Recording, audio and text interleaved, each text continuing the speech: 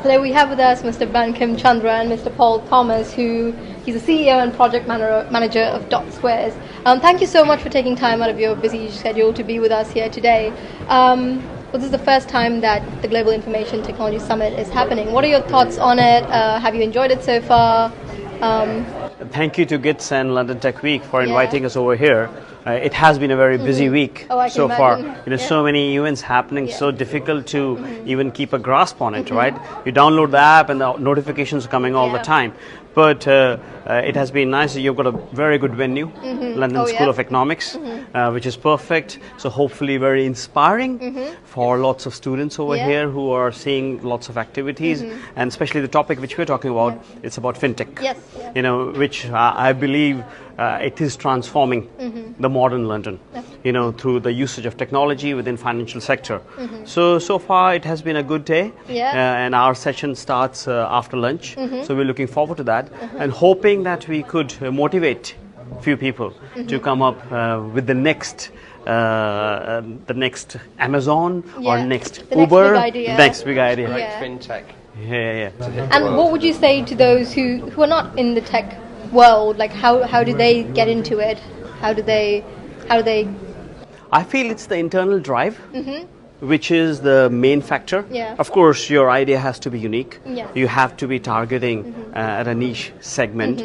But I think the internal drive, because anything you do, Sneha, you of course there are obstacles, right? There are challenges. If you think too much about it, it will end up in negativity, right? Of course, you have to think and see how you're going to overcome those challenges. And as long as you have defined your risk goals, then I suppose you can control it in a way and take it step at a time. Okay. But I think it's in your inner drive, your passion and determination. And as you become big, then your team members whom you're surrounded by. I'm lucky as a CEO. In our company, we're just over 700 people. In my close office, I've got about 20 close people whom I work on a daily basis.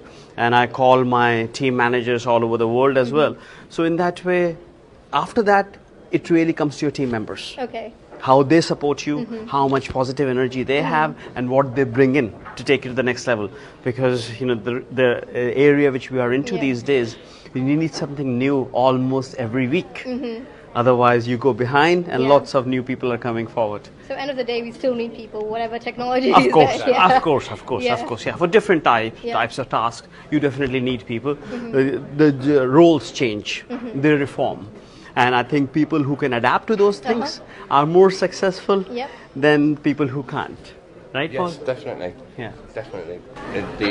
Being able to adapt is one of the key facets in working with technology. And of course, from the person with the idea side, choosing the right supplier, choosing the right people to work with is of course increasingly a big part of your decision and goes a long way to proving the success or failure of your project. Yeah.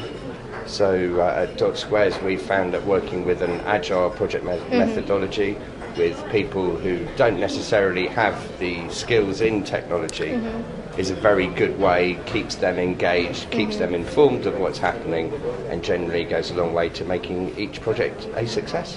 Well, thank you so much. Thank you for coming here today, and I hope you enjoy the rest of Thank your you day. for inviting us. Thank you. Yeah, you have a good day as well.